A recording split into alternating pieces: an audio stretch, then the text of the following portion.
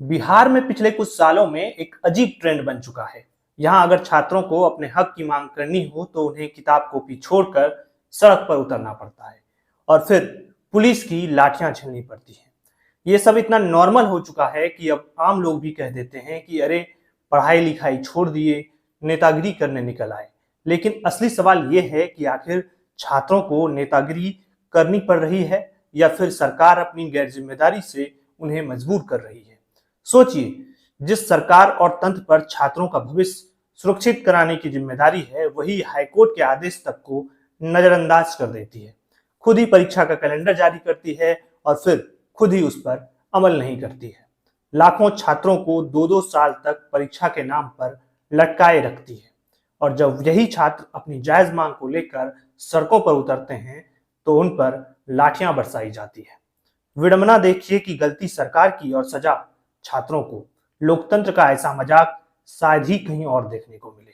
मामला है स्टेट यानी राज्य शिक्षक पात्रता परीक्षा का। यही परीक्षा जिसे पास किए बिना बिहार में 9वीं से 12वीं तक शिक्षक नहीं बना जा सकता। बिहार विद्यालय परीक्षा समिति खुद कह चुकी थी कि हर साल 2 बार स्टेट कराया जाएगा, लेकिन हकीकत देखिए कि सितंबर 2024 में होने वाली परीक्षा अगस्त 2025 तक भी नहीं हुई।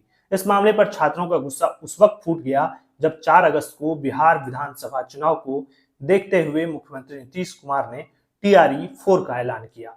कहा गया कि टीआरई 4 की परीक्षा 2025 में और टीआरई 5 की परीक्षा 2026 में होगी और स्टेट परीक्षा उसे टीआरई 5 से पहले कराया जाएगा। यानी सीधे सीधे मतलब कि स्टेट अब 2026 में ही होगा। इस ऐलान के बाद छात्रों का गुस्सा फूटना तय था, क्योंकि इसका सीधा असर 2022-24 और 2023-25 के बीएड और बीटीसी छात्रों पर पड़ेगा। वे इस भर्ती प्रक्रिया से बाहर हो जाएंगे।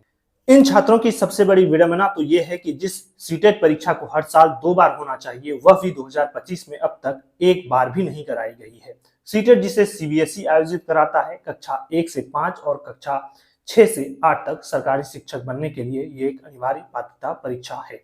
यानी एक तरफ स्टेट अटका है तो दूसरी तरफ सीटेट का हाल वही है। छात्रों के लिए ये दोहरी मार है। यही कारण था कि पहले 7 अगस्त को पटना की सड़कों पर स्टेट कैंडिडेट्स का हुजूम उमड़ पड़ा। उनके टारगेट पर था सीएम हाउस का घेराव, लेकिन पुलिस ने जेपी गोलंबर पर बैरिकेडिंग लगाकर उन्हें रोक दिया।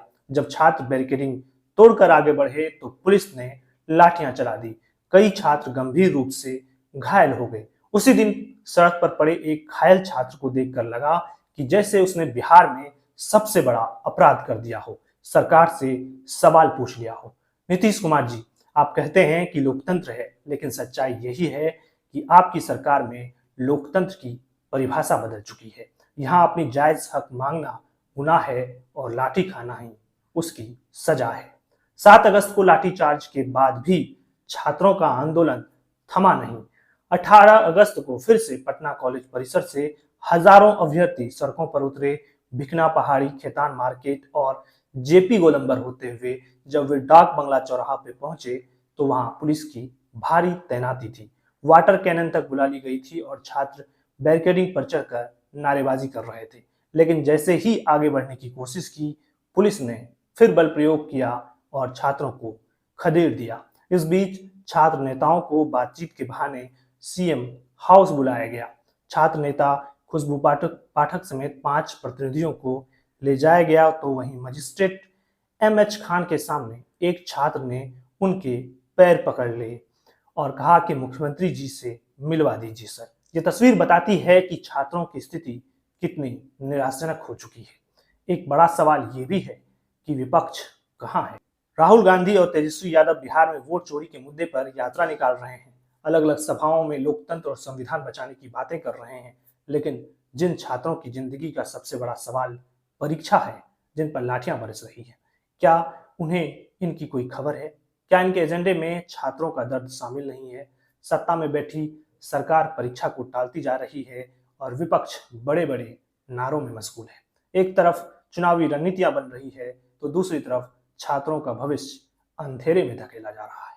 और मजेदार बात यह है कि जब वोट चाहिए तो यही छात्र सबसे पहले याद आते हैं, लेकिन जब न्याय चाहिए तो सत्ता भी खामोश और विपक्ष भी गुमसुम। बिहार के छात्रों की यही लड़ाई आज असली लोकतंत्र का आईना है।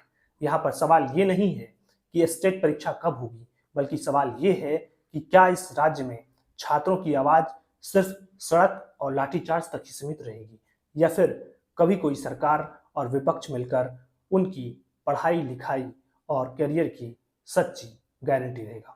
आप क्या सोचते हैं इस पूरे मामले पर? अपनी राय कमेंट बॉक्स में जरूर रखिए। वीडियो को लाइक कीजिए और हमारे चैनल को सब्सक्राइब कीजिए। आपका बहुत बहुत धन्यवाद।